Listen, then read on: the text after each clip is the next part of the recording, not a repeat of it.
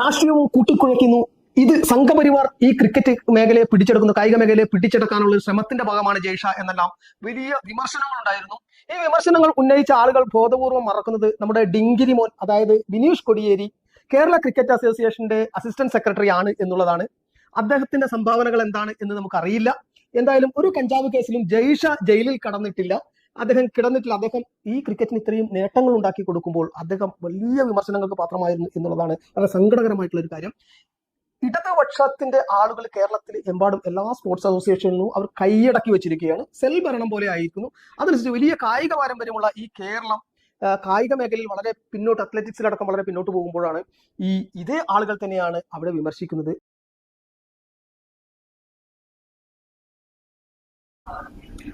നമസ്കാരം, മറ്റൊരു വീഡിയോയിലേക്ക് സ്വാഗതം.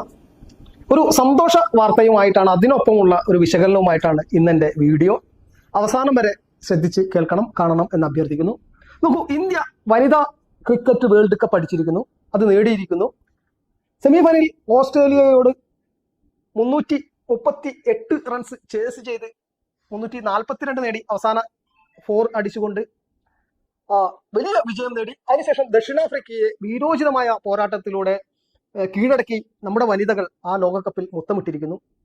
വനിതാ വേൾഡ് കപ്പ് എന്നത് വളരെ ക്രൂശിതമായ ഒരു മാർഗത്തിലൂടെയാണ് പരിണമിച്ച് ഇന്നത്തെ ഈ വിജയത്തിലേക്ക് എത്തിയത്.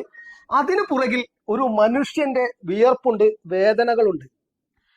വളരെയേറെ വിമർശിക്കപ്പെട്ടതാണ് നമ്മുടെ അമിത്ഷാ, രാജ്യത്തെ ആഭ്യന്തരമന്ത്രി അമിത്ഷായുടെ മകൻ ജയ്ഷ BCCIയുടെ പ്രസിഡന്റായി തെരഞ്ഞെടുക്കപ്പെട്ടത്. രാഷ്ട്രീയത്തെ സ്പോർട്സിലേക്ക്, കായിക മേഖലയിലേക്ക് രാഷ്ട്രീയത്തെ കൂട്ടിച്ചേർക്കുന്നു എന്നെല്ലാം പറഞ്ഞു വളരെയധികം വിമർശനമുണ്ടായി. ആ വിമർശനങ്ങളെല്ലാം അതിജീവിച്ചുകൊണ്ട് ആ മനുഷ്യൻ ഇന്ന് ഇന്ത്യൻ ക്രിക്കറ്റിലും ലോക ക്രിക്കറ്റിലും അത്ഭുതങ്ങൾ സൃഷ്ടിക്കുന്നു. ഒരു കായിക താരം ആവണം എന്നില്ല, പക്ഷെ മികച്ച ഭരണാധികാരികൾക്ക് ഈ മേഖലയേക്കോ അതിനോട് സമർപ്പണ ബോധം ഉള്ള ആളുകൾക്ക് അതിനെ മുന്നോട്ട് കൊണ്ടുപോകാൻ കഴിയും എന്നതിനുള്ള വലിയ തെളിവായി മാറുകയാണ് ഈ മനുഷ്യൻ.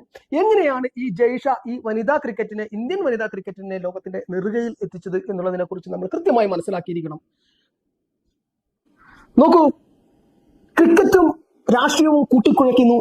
ഇത് സംഘപരിവാർ ഈ ക്രിക്കറ്റ് മേഖലയെ പിടിച്ചെടുക്കുന്നു, കായിക മേഖലയെ പിടിച്ചെടുക്കാനുള്ള ഒരു ശ്രമത്തിന്റെ ഭാഗമാണ് ജയ്ഷ എന്നെല്ലാം വലിയ വിമർശനങ്ങൾ ഉണ്ടായിരുന്നു. ഈ വിമർശനങ്ങൾ ഉന്നയിച്ച ആളുകൾ ബോധപൂർവം മറക്കുന്നത് നമ്മുടെ ഡിങ്കിരി മോൻ, അതായത് ബിനീഷ് കൊടിയേരി കേരള ക്രിക്കറ്റ് അസോസിയേഷന്റെ അസിസ്റ്റന്റ് സെക്രട്ടറി ആണ് എന്നുള്ളതാണ്. അദ്ദേഹത്തിന്റെ സംഭാവനകൾ എന്താണ് എന്ന് നമുക്കറിയില്ല. എന്തായാലും ഒരു കഞ്ചാവ് കേസിലും ജയ്ഷ ജയിലിൽ കടന്നിട്ടില്ല. അദ്ദേഹം ഈ ക്രിക്കറ്റിന് ഇത്രയും നേട്ടങ്ങൾ ഉണ്ടാക്കി കൊടുക്കുമ്പോൾ അദ്ദേഹം വലിയ വിമർശനങ്ങൾക്ക് പാത്രമായിരുന്നു എന്നുള്ളതാണ് വളരെ സങ്കടകരമായിട്ടുള്ള ഒരു കാര്യം.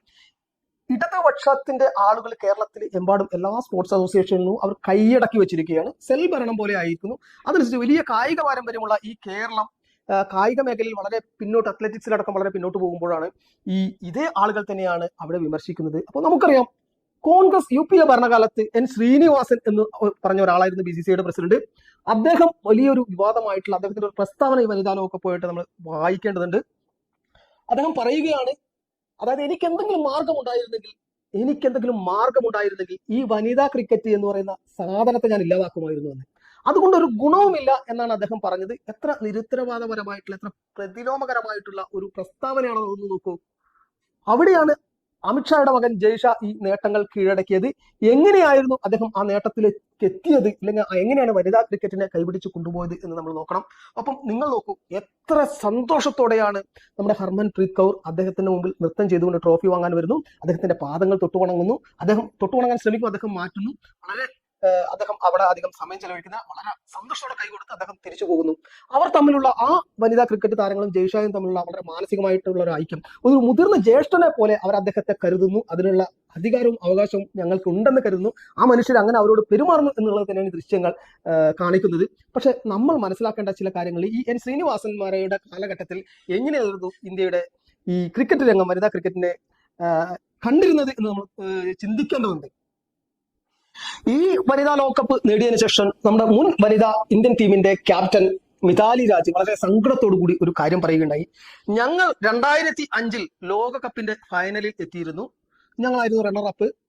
പക്ഷെ ഞങ്ങൾക്ക് ലഭിച്ച തുക കേവലം ഒരു മാച്ചിന് 1000 രൂപയായിരുന്നു. അതും ലോകകപ്പ് ആയിരുന്നതുകൊണ്ടാണ് 6 മാച്ച് ഞങ്ങൾ കളിച്ചു.